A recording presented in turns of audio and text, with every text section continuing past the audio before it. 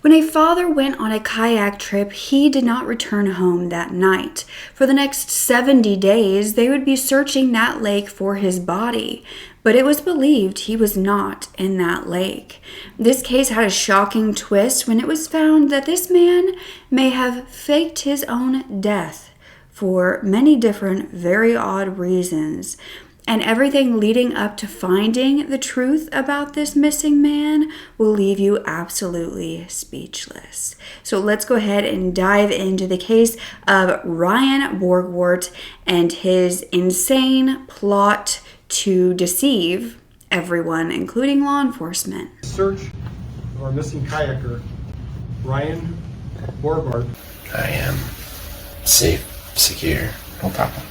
You are such a genuine gem. Thank you for clicking on my video. I am Brooke Makenna. Happy holidays to all of you who celebrate.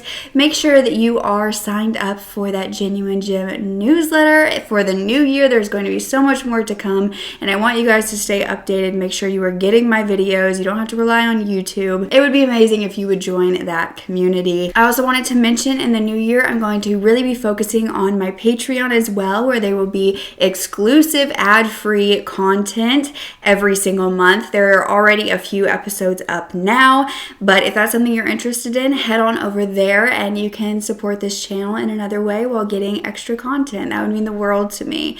But now let's get back to the story. So on August 11th of 2024 this year, Ryan Borgwart, a father and a husband, would go out on a solo kayaking trip in Green Lake in Watertown, Wisconsin, which was nearby his home. He was 44 years old, he had been married for over 20 years, and he had 3 teenagers.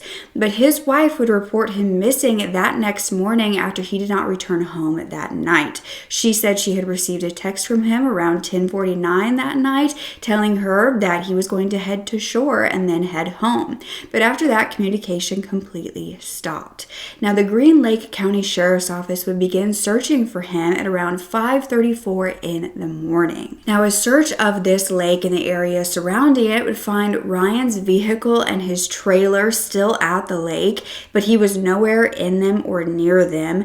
And then when they went onto the lake, they would locate an overturned kayak with a life jacket. It was attached. This was in the middle of the lake, but there was no body.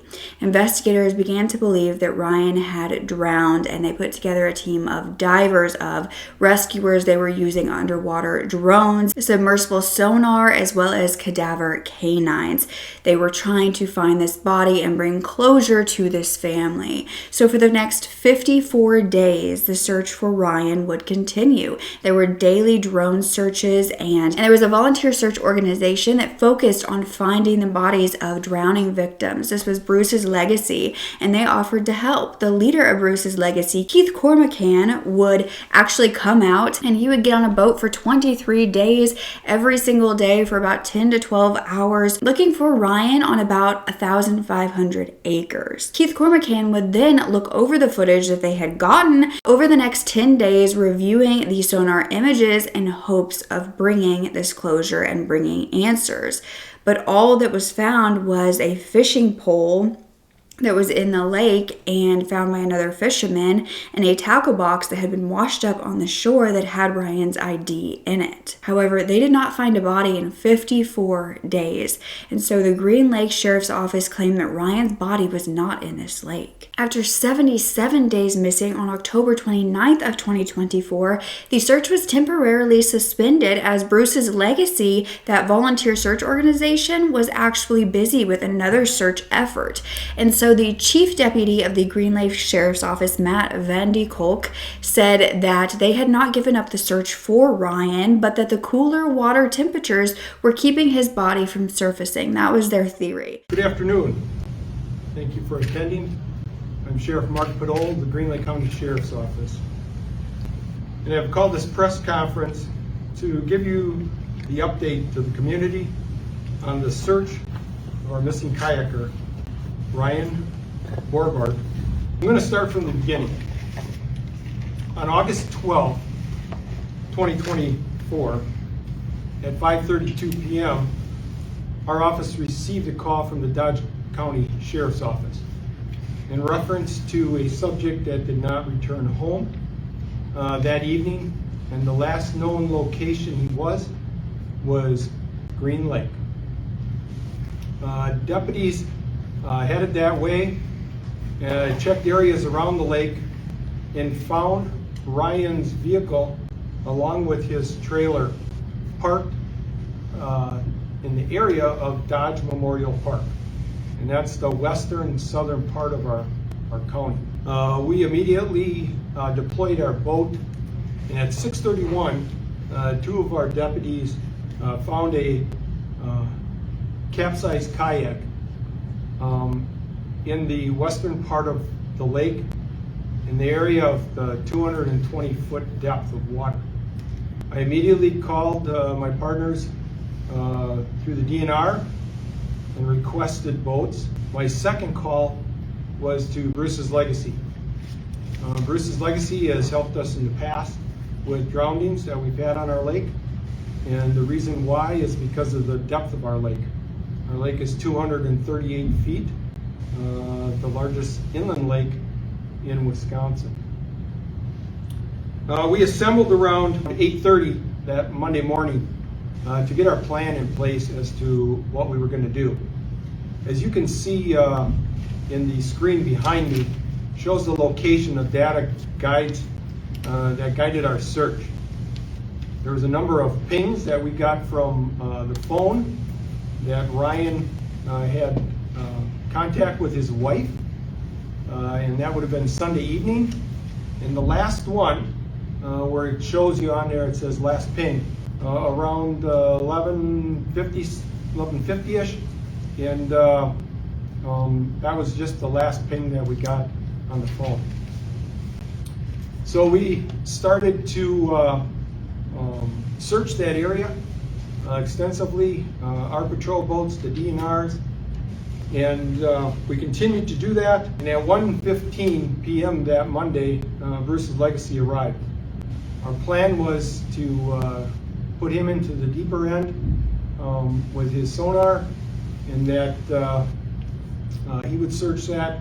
We use side sonar in the DNR boat, in our boat, to do the shallower part of the lake. We concluded that time, and our game plan was to start again on Tuesday, and that's what we did. At 6:30, we regrouped and we started our search. The DNR, our search crew, along with Bruce's Legacy. At around 9:30-ish, there were some boaters out there, and one boat, two fishermen were casting along the bottom of the lake, and they come up with a fishing rod. That fishing rod was taken as evidence, photographed, and was identified by the wife of the victim. And at 3:45 that same day, Tuesday, we found, someone called and said that they found a tackle box. The stuff inside that tackle box had a wallet and keys and a license belonging to Ryan. And we continued to search the rest of the week. We got into a couple weeks, and it was on August 24th when we decided that we were going to bring in 3 cadaver dogs, which we did. And also we brought in a dive team, 2 divers. We started out with our dogs until 11 o'clock a.m. They got a couple hits. The divers went in. These divers have dove into Green Lake, and they dove in on the east end quite a few times, and felt that there was not going to be any problem. The one thing that they didn't realize, and they found out Saturday night, was it's very murky on the west side. So they come up, they didn't come up with anything other than these 2 divers were dedicated to our department, and we're going to make sure that they were coming back the next day to do a different plan and dive. They came back that Sunday at 7 o'clock a.m. We had our plan in place, and there was nothing we could find. So we continued our search throughout, and It continued through 54 days. October 4th, I met with Keith from Bruce's Legacy. And he said to me, he said, Sheriff, he says, I've done a lot of searches. I can't find you. He said, we searched and we searched. And if you see that picture that's on the screen behind me, all the yellow is where Keith searched. That was every spot of that western water of our lake. October 7th, I got my crew together, my 3 detectives and my chief deputy and myself.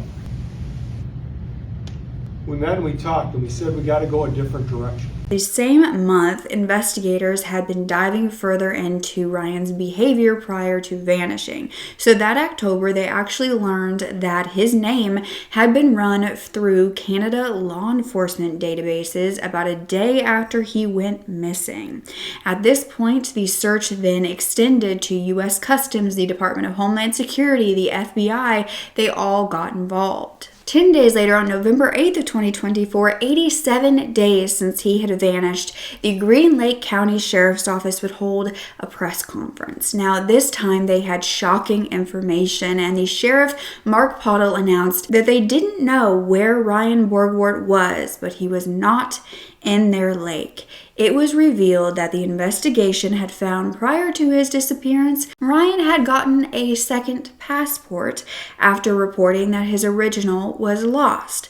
Now, his family had easily found that original passport at the home. He had also replaced a hard drive on his laptop, and he had taken out a $375,000 life insurance policy on himself prior to vanishing. Now, the day that he vanished, he had cleared his browser history, but it was recovered that he had been looking into how to move funds to foreign banks, and he also purchased airline gift cards. There was also evidence that this married man was communicating with a woman online in Uzbekistan, and he was passing through customs using his second passport when the Canadian law enforcement would search his name in their databases. The direction we went was offline, and we found out that his name was run on August 13th. Wow, yeah, that was something we didn't expect. Due to these discoveries of the new evidence, we were sure that Ryan was not in our lake. Our investigation has many steps to take. It's a puzzle that we're putting together. We got many pieces, but we got a lot more pieces to find. I want to thank his wife. That is one strong lady. Whenever we called on her, she always responded, and she gave everything that she could for us. If there is someone out there that has either knowledge or unknowledge assistance with Ryan in his efforts, we encourage you to contact us. There's one last thing I want to do, and this is to Ryan. Ryan, if you're viewing this, I plead that you contact us or contact your family. Now, Sheriff Pottle would explain how hard it has been for the family coming to the realization that their father, their husband, was not in that lake. He also spoke about that they were going to pursue restitution for the expenses of the search that was funded by the taxpayers. They were stating they were going to identify any and all crimes committed and anyone who assisted in those crimes. They believed this man was still alive. Now, around this time, a video went viral on TikTok showing a man who looked eerily similar to Ryan.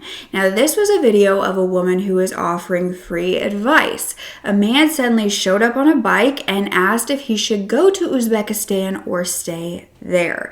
That he wants to go for a woman, even though he is married.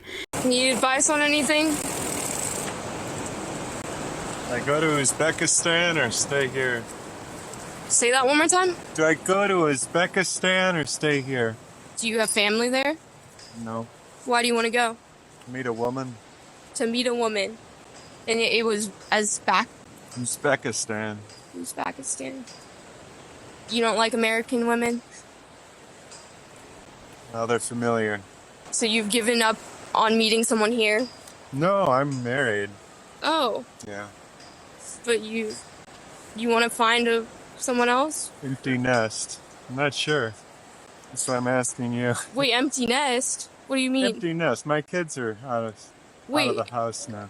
so you want to find like adopt a child? No, no. I want to find a companion that I'm content with. I think that requires you to divorce someone first. Well, maybe. Or is she okay with that? That's a good question. Remains to be seen. Have you guys had a conversation about that? Mm-hmm. So would it be like a throuple or something? No. Okay. Oh, you guys would get a divorce possibly. Possibly, yeah. Do you just feel like there's no love left between you guys? Diminished.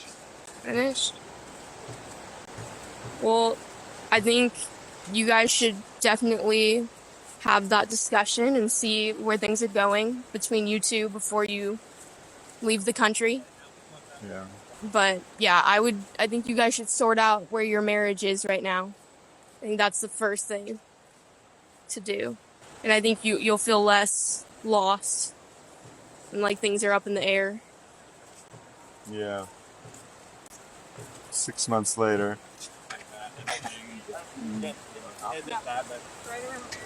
Yeah, you guys should sort that out. That's the advice. Yes. You need to figure out where And if that's what's not going on. possible, Why is it not possible? indecision. Yeah. I feel like indecision is a decision in itself. Because if you're even questioning. Yeah. What was your name? Wow. Twa? Bailey, nice to meet you. Yeah, talk to your wife, sort it out. Fair I enough. think you guys need to be on the same page with what's happening. What's yes or no? About going to another country? The answer depends on where your marriage stands, It should. sir. Yes, it should. So sort out your marriage and then Alright, well, get back to me on that. maybe I'll find myself on the internet and I can On the figure it out from there. All right. Sure, Have a great good day. bike ride. Yes. Now, investigators were shown this video and they ended up contacting the content creator, Bailey Boomhauer, but they said that the man in the video was likely not Ryan and that they were not treating this as a high priority lead. However, Bailey Boomhauer, the creator, finds it odd that the man that she spoke to was linked to Uzbekistan as well. But the Greene County Sheriff's Office confirmed on Facebook that they had verified that this was not Ryan by those who personally knew him. On November 21st, 13 days after that shocking press conference revealing that this wasn't a drowning, and 100 days since he had allegedly gone missing, another press conference was held. This time, it was to update and confirm that Ryan Borgwart was alive and well. However, they were still unsure of exactly where he was. You see, investigators had been in contact with Ryan about 3 days after their previous press conference. This would be when they would tell the public that this man that they believed to be missing for so many days had staged his death and had no intention of returning home or giving up his whereabouts. But they knew he was alive due to an email sent on November 11th, a video of himself confirming the date and showing himself inside of an apartment. They claimed they had spoken to a Russian woman who put them in contact with Ryan, and after asking him questions to confirm that he in fact was Ryan, they asked him to confirm his identity via video. Ryan then willingly sent this proof of life. Investigators confirmed that Ryan had no plans of returning home and that he had not contacted his family. He allegedly felt that his decision to stage his death was in his family's best interest after taking out that life insurance policy, with them stated as the beneficiaries. He even told investigators exactly how he faked his death, but we'll get into that in a bit. Good morning. I want to thank everyone that is here today. First get into, after our last press conference, we outlined why we had stopped the search on Green Lake There are a couple of questions that have been asked repeatedly through the last couple of weeks that I would like to address. The day of our last press conference, November 8th, we attempted with a number of data points that we were left on his computer. And what I'm saying is that day we hit the numbers that were given to us in trying to make contact with Ryan. Things like phone numbers, email address. We just did a blitz. And that day, the Brown County Sheriff's Office assisted us because of the circumstances that we had. And we were trying to get in contact with Ryan. Through that weekend, we continued to try our communications with a female that spoke Russian. And on November 11th, we got in contact with Ryan through her. That was a big turning point. And our biggest concern that we had was if he was safe and well. We asked him a number of questions that pertained to him and his family that he would only know. And then we asked him for a video of himself. And he furnished that, and I'm going to present that now to you folks. Good evening, it's Ryan Borgward. Today, hello Matt. Today is November 11th. It's approximately 10 a.m. by you guys. I'm in my apartment. I am safe, secure, no problem. Hope this works. We do not know where Ryan exactly is, and he has not yet decided to return home. We have had nearly a daily communications with Ryan. Chief Deputy Vandekolk is our main person that communicates with him and has grown to have a pretty good relationship that he continues. We told him what we were going to be doing next, and one of them was to find out who helped him get off the lake. And he decided in one of his communications that he was going to tell us how he did that.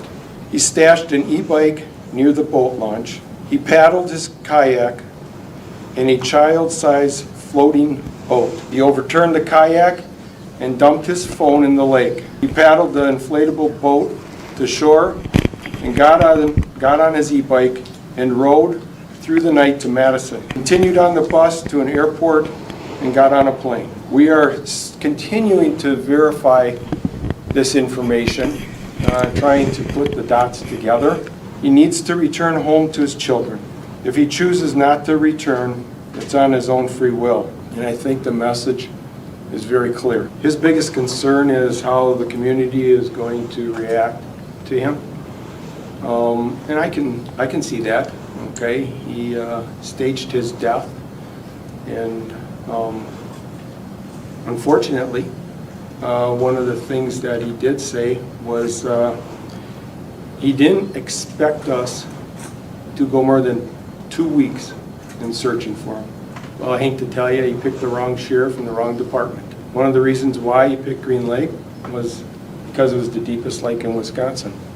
He did the research, he did, and he thought his plan was going to pan out, but it didn't go the way he had planned. So now we're trying to give him a different plan as to come back home. We have communicated with his entire family, not the children, because we feel that the mother is there with them, and it's important that they get the information from her. He just had personal matters going on, and he felt this was the right thing to do, and how he was going to, I mean, you know, there was talk about the life insurance plan that he took out. It wasn't for him, it was for his family. And he was just going to try to make things better in his mind, that this is the way it was going to be. Has he expressed any remorse for what he's put his family through the past several weeks, months? Yeah, he talks about that. He also feels bad about the amount of hours that we have put in and the community.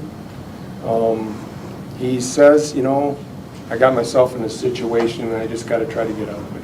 Is there evidence of any crimes that he might have committed before he went missing? No. We keep pulling at his heartstrings, okay? And that's what we continue. Hopefully he sees this video. I'm sure he sees the other one. But, you know, that's what it's all about. We're not going to give up. We want to continue because he needs to come home to his kids. Did he fear at all for his personal safety causing him to leave or try to fake his own death? No. In talking to his family, do you get a sense if they want him back or not? Oh, yes, they do. You know, the contact we had once they heard about what took place at our last press conference, they were shocked. But they continue to grow. They're very supportive, and they'll get through this. Christmas is coming. And what better gift he could give his kids is to be there for Christmas with them.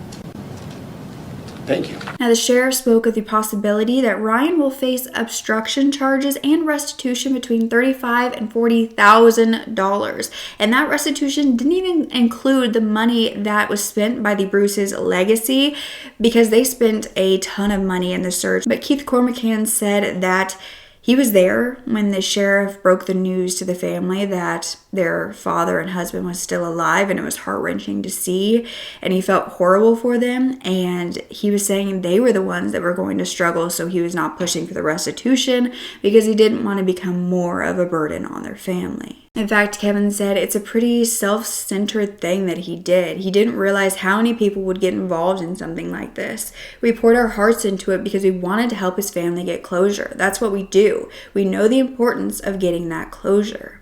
However, still at this time, his whereabouts were unknown, believed to be somewhere in Europe. If he happened to be in Uzbekistan with this woman, the U.S. does not have an extradition treaty with them, meaning that they could not just go there and bring him back due to his criminal charges. But a clinical associate professor of law at University of Wisconsin Law School, John Gross, was interviewed about the reality of how much jail time Ryan would actually receive if he returned home. Professor Gross believed that he would be charged with a Class A misdemeanor for obstruction and possibly a Class 1 felony for insurance fraud. This could carry a sentence of 5 years and a $20,000 fine for obstruction, and then the insurance fraud would be actually cut in half for the sentencing because his family had never tried to claim it, so he could get about a year and a half. So the law professor said, I know people are looking at this as such a huge crime, but you can walk off the grid, go live in a cabin, or join a monastery without telling anyone, and technically that's not a crime.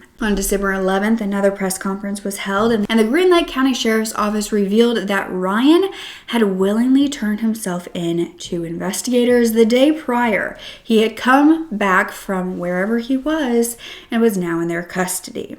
It was alleged that he had come back for his family, the family that he had left behind prior. Good morning, everyone. We meet again. On August 12, 2024, the story of the missing kayaker began with the suspected drowning death of Ryan Borgward. On October 7th, 2024, the search for Ryan ended, and the investigation efforts took a new direction. When we learned that Ryan had left the United States, and he most certainly was not in Green Lake. That was our biggest thing, that we knew he wasn't in our lake, thanks to many partners. On December 10th, Ryan arrived on U.S. soil. He was then booked into the correctional facility and is awaiting his initial court appearance. And when my press conferences, I said, could be a really good Christmas. We didn't give up, and we can stand here today feeling relieved. I have one of my detectives here, Detective Jeremiah Hansen, who played a big key, and my chief deputy, Chief Matt Vanderkolk, had stuck with me And we had a great outcome. And there's one more thing I want to say thank you to, and that is to you folks, the media. You take some raps sometimes, all right? But through this whole case, you were very good partners with us. And I appreciate that. And I want to say thank you. Is there any questions? Sheriff, I know last time you had mentioned that you knew he was somewhere in Eastern Europe, but were unsure exactly where. Have you been able to determine where he was and who he was with? At this time, we're still putting that together, so I can't release that. Is he cooperating with you guys? Have you been able to speak with him in person? He's cooperated with us. Came back to the United States. Do you know if he's had any contact with his wife and kids since the last time we spoke here last month? That I can't release. Can you detail how he returned back to the United States? Can you detail the step-by-step process of how he got back here? I got on an airplane and landed in the United States. Were there any other agencies involved in that No, getting him here? What country was he in that he flew from? I can't release that. Did he come willingly, Sheriff? Yeah. Has he said what compelled him to come back to Wisconsin? His family, I guess. And did he come back on his own, or? Yes. Was he Yes, he extradited? No. No, he came back on his own. So what charges could he be filed against him? You said he's awaiting his initial appearance. Yep, he's waiting initial appearance. Everything was sent up to the DA's office, and they'll be the ones that will review it. What were the charging recommendations that you referred to the district attorney's office? There was a number of them. Obstructing. Did he notify law enforcement in advance before he came home, or did you find out after he returned to U.S. soil? He notified us. We were in contact with him.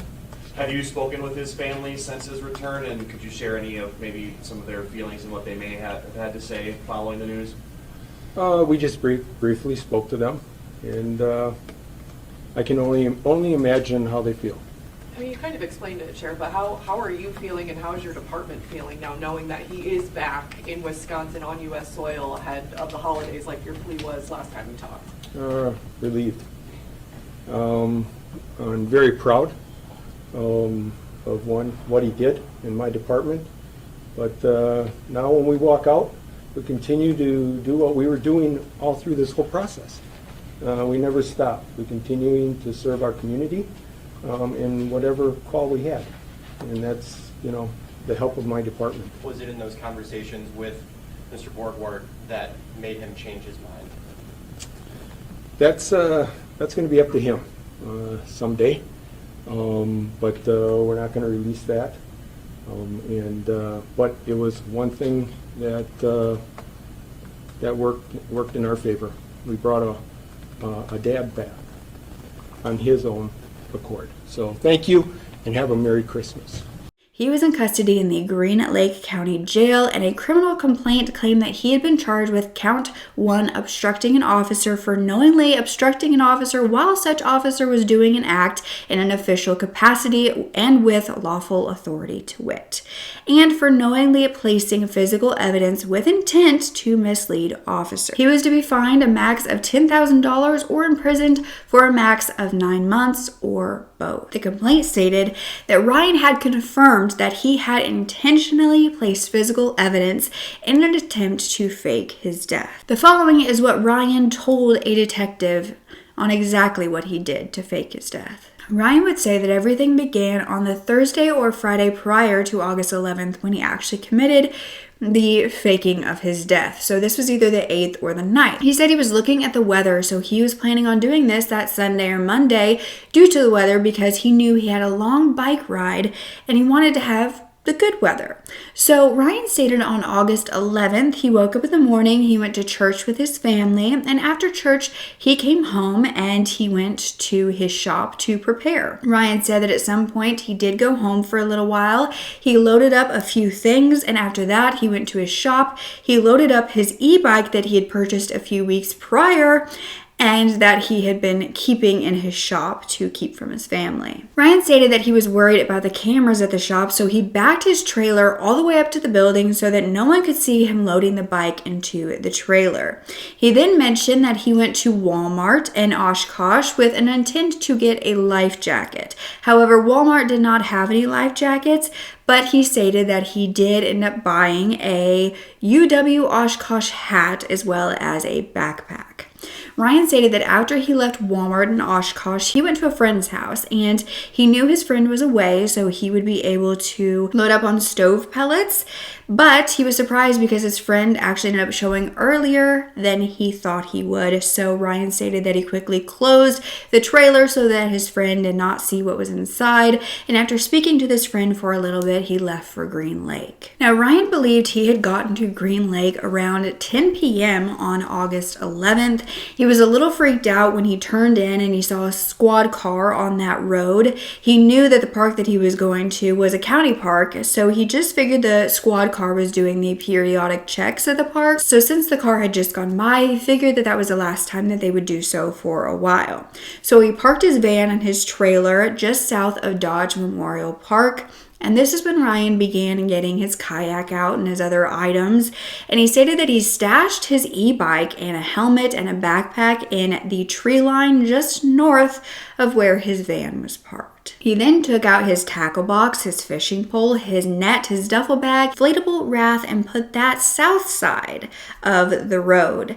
And he said that he attempted to go under the bridge on County Road K, however, he realized he could not get through. He then had to bring everything up near the bridge, cross over to the north side, and he then put the kayak in and got back in the water. Ryan stated that he had thought about a plausible story on how he had gotten out to the middle of the lake. He was commenting to them that he was concerned what law enforcement would think.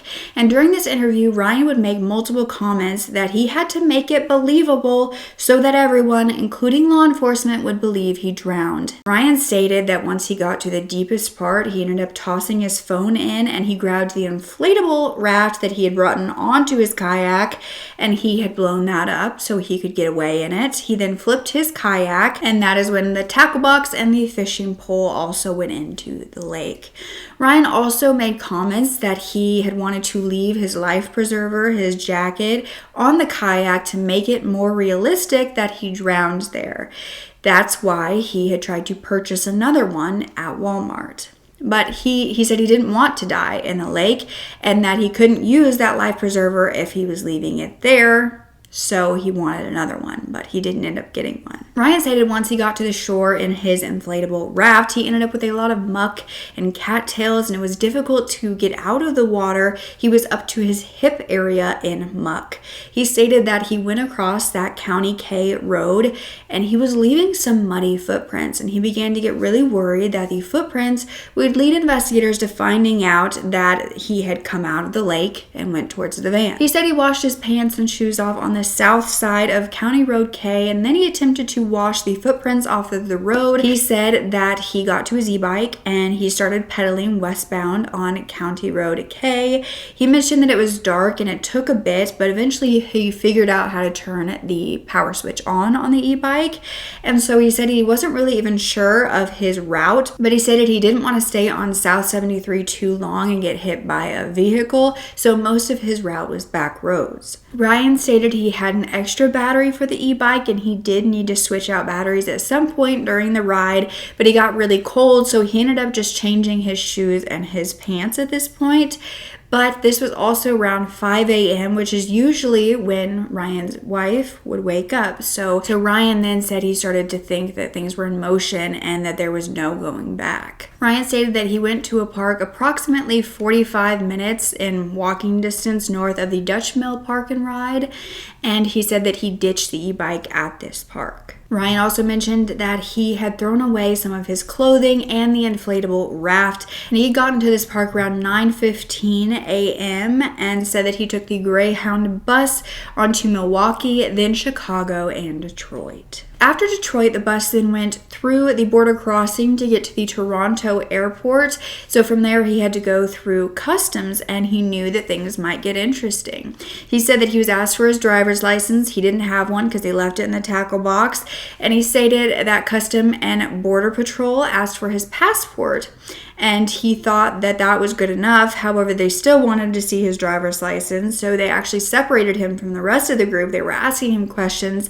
They were very suspicious of him. He also did not have a working phone at this time. He stated that his other phone that he had died after he had messaged the woman from Uzbekistan that he had been messaging named Madison. Ryan stated that the phone would turn on, but he seemed to be locked out of it. It wouldn't function. And so when Canadian Border Patrol was asking him all of these questions onto why he was going to Canada, he said that he was getting on a flight. They wanted to see his flight itinerary, and he said he was unable to get his phone to work, so they were very, very suspicious about him. But he ended up telling them what flight he was going on, and they allowed him to continue, but they did search him through the databases, which would be the reason that he was caught.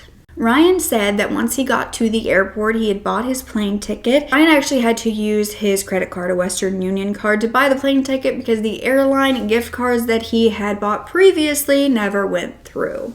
He said that once he purchased the Air France tickets, he then hung out at the airport for a while. He had some food, and then he boarded his Air France flight for Paris. But Ryan mentioned that while at the airport, he pulled out his computer to check the news over in Green Lake.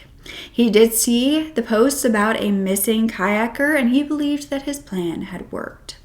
Ryan said that after landing in Paris, he boarded a flight to a country in Asia. He stated that he went through customs in that country, and that was fairly easy. So he was then sitting at that airport when he sent an email to the woman in Uzbekistan saying that he had arrived. He waited about an hour, and then she came to pick him up.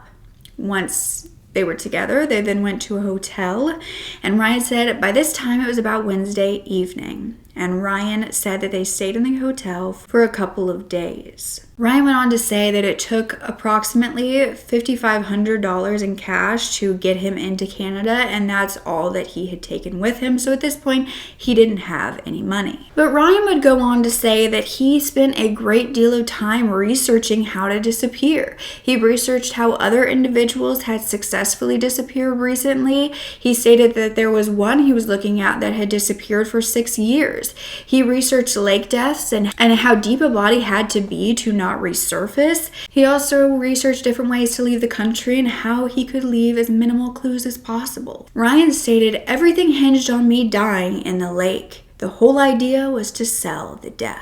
Ryan would make comments to law enforcement that he knew at some point that it was discovered that he was not deceased, but he wanted to keep them thinking that he was for as long as possible. Ryan stated that he would even check the news, which he did every couple of days, only to read the headlines, and he rarely clicked on the news article in case they were tracing this. When he clicked on the news articles, it was because he was using a VPN, and he would make it look like he was in Russia or somewhere other than where he was. Ryan stated that he knew that where he was in Georgia, they would extradite him, so he wanted to be informed and prepared. Ryan stated as he monitored the news that he didn't know that something such as Bruce's legacy even existed. He believed that law enforcement would only search for a couple of weeks or a couple of days, checking every once in a while. But Ryan said his heart hit the floor when he got the email from law enforcement. He saw the picture of the adult female that he had messaged and then met up with, and they were saying that they knew who she was, and he knew he made a mistake. The one mistake that he couldn't make. Ryan stated that back before he vanished, he had attempted to back up the laptop that he had left back home for his wife, Emily. He stated that he had apparently backed up too many things and that too much data came over. But he knew he couldn't take that laptop because he needed to sell his own death. Now, by 3:15 p.m. on December 11th, the DA charged Ryan with misdemeanor obstructing an officer and set his bond at $500. He appeared in front of the judge saying that he didn't have any money for an attorney and he wanted to represent himself. 30 minutes later, though, he was posting his bond and released by Judge Mark Slate after he entered a not guilty plea for him. The next day, on December 12th, Emily Borgwart, his wife of 22 years, filed for an annulment/legal separation. They were listed at 2 separate addresses at this time, and she was seeking sole custody of their 3 teenage children. The hearing for that is set for April 28th. What do you believe should be the outcome of this case? Should he be going to prison for quite some time for everything that he put law enforcement and his family through just to escape? Should that insurance fraud be part of this case even though his family never cashed it? Would you divorce your husband too if he did this to you? I don't think Emily is being dramatic at all, especially with the trauma that this has caused not only her but her children. I so wish that I could be a fly on the wall when Ryan finally talks to his family, comes face to face with them, and has to tell them why this all happened. And apparently he did it for the best interest of them and the insurance policy going to them. How will they take that? Were they in financial ruin during this time? There's still so much more that I think is going to come out for this trial if he does end up going to trial for this. But right now he is just out and a free man and not missing or deceased. So I don't know, this just seems to be happening quite a bit where these people are being found and they're fine, and they put these people who love them through so much turmoil, and for what? It's sad, and I can't imagine. I mean, they went 70 days, over 2 months, believing that their sweet husband and father had just gone on this kayaking trip and drowned, and it was this tragedy, and they were mourning him, and then to find, wait, he's actually alive and he did this to us? He did this and he lied to us? He wanted to get away from us? Those are things that should not ever be the truth here. And while it's amazing that these people aren't actually deceased, their family has already mourned them in that way.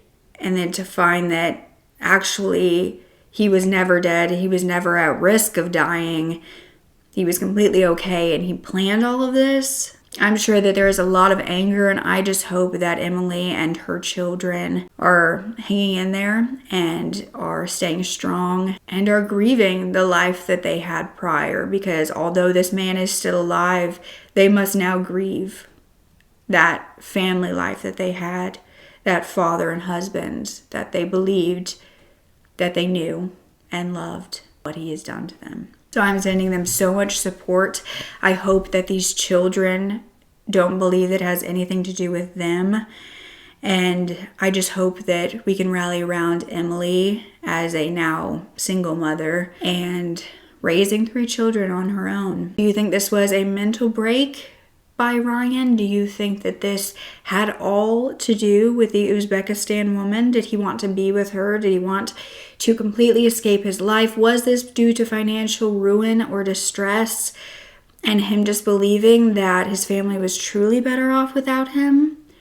Why would a man do this to his family and then so willingly, it seems, just say, oh yeah, I am still alive actually, and send a video with proof of life to police and then turn himself in? While his family deserved to know the truth and those answers to come forward, it just seems like this was all for nothing on every side. And it's heartbreaking, it's infuriating. I can't even begin to imagine the anger that his wife feels. Let me know down below if you have heard of any other cases where these people are faking their deaths or faking their disappearances, because it seems to be more and more common, and it's just very concerning. And I think maybe we need to look into this and why this is happening so frequently. Because in a time where we're all so connected, whether we like it or not, it seems as though you can't disappear.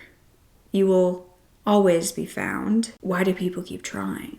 Anyway, I'm sorry for yapping your ears off. I am just so grateful for you guys during this holiday season. I'm thinking about you. I appreciate you so much, and I cannot wait to go into 2025 with your guys' love and support, and knowing that I just truly have the best family of gems out there, and that we can do so much in regards to these cases because we have that empathy and love and care. And I don't know why I'm suddenly getting emotional, but I just want to thank you all for being that amazing, amazing community. Because without you, there wouldn't be this channel. I wouldn't be able to do this. And also, it matters so much the kind of people you are that watch these videos, and that I can tell through the comments truly care. And I just am extremely grateful, eternally grateful. So don't forget to speak up. Your voice is powerful enough, and I love you to absolute pieces. Okay, bye.